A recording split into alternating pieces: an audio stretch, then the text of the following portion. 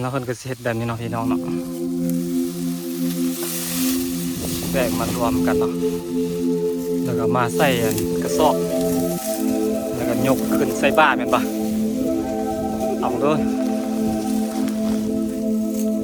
อ๋อคนนั้นเก่งเนาะคนนั้นเนาะคนนั้นก็แบกได้คนน้อยนะเป็นเฮ็ดแบบนี้เนาะโอ้มัดบักเดือยใหญ่กว่าคนเดี๋ยวเล่าโอ้เก่งก็เจ้าเฮ็ดตลอดเนาะพี่น้องเนาะก็เจ้าลืมเฮ็ดตลอดเฮ็ดเวียกเก่งเล็กน้อยทางนี้เนาะ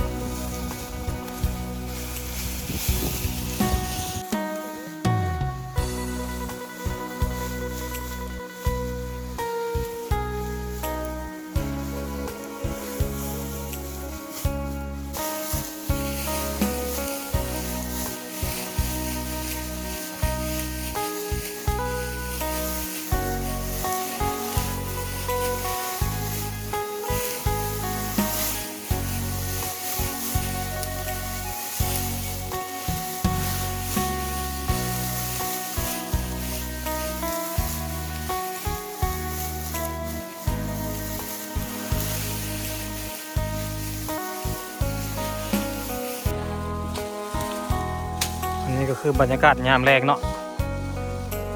เวลาประมาณ4 โมงแรงตะเวนตกดินแล้ว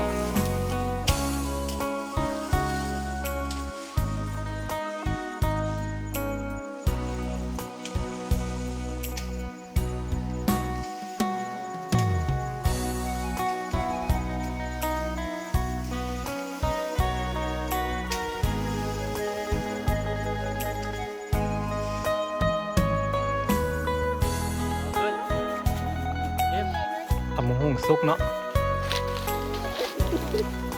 ขึ้นมาได้ซัก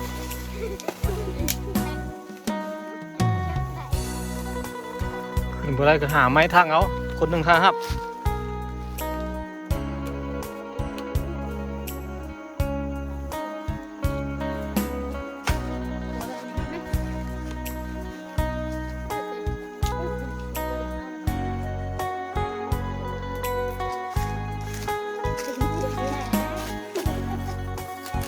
น้อยใหญ่ขนาดเลย โอ้พี่ตัวใหญ่มันหุ่งซุกบุ้งเงินมักแต่งลายเนาะมันหุ่งซุก